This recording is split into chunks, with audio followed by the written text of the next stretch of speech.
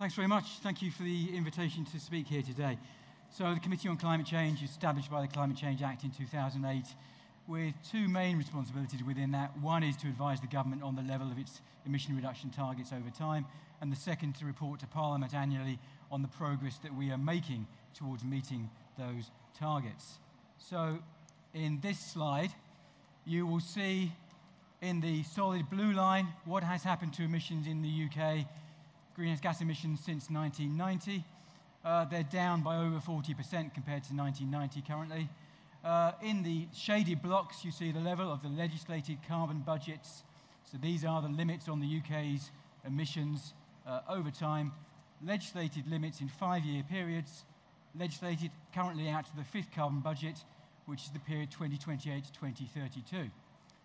And that will require a 57% reduction in emissions in 2030 compared to 1990. On the right-hand side, you see the 2050 target, at least an 80% reduction in emissions compared to 1990. So we're doing okay at the moment, according to this chart. We're within the current budgets.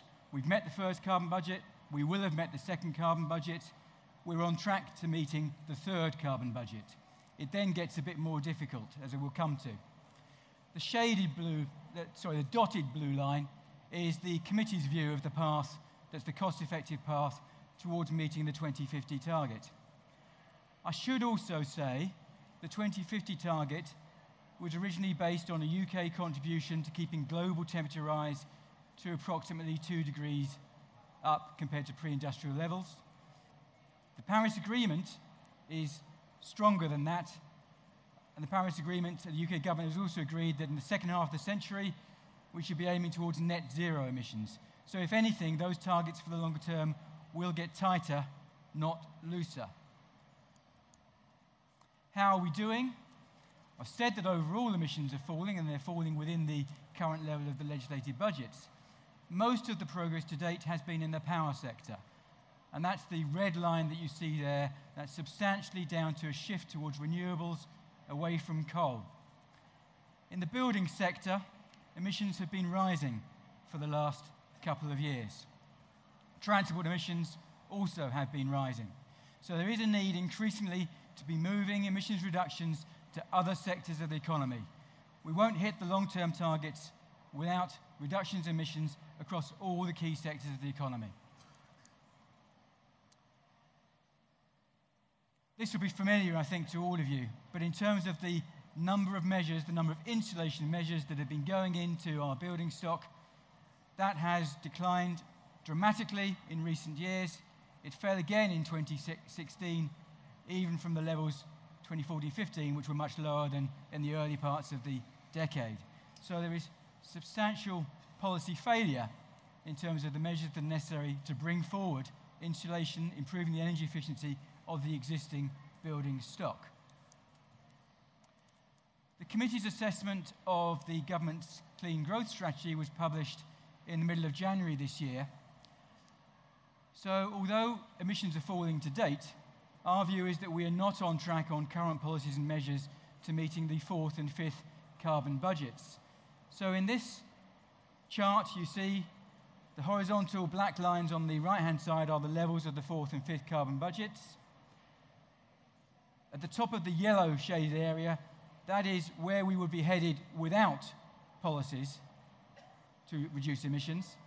That yellow chunk that brings emissions down is our assessment of measures to which the government is committed. These are existing measures going forward to reduce emissions, but which we still see some risk around those measures, and that includes some of the measures around contracts for differences in the electricity sector, for example, and bringing forward nuclear generation and more renewables. The government has laid out in the Clean Growth Strategy a number of aspirations. So there's commitments in terms of an aspiration for the future about where it wants to head.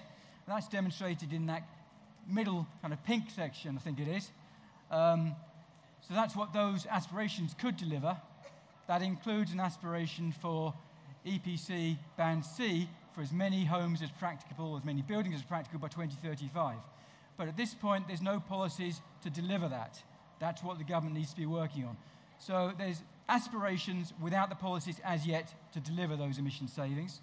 And the red area is then our assessment of a policy gap.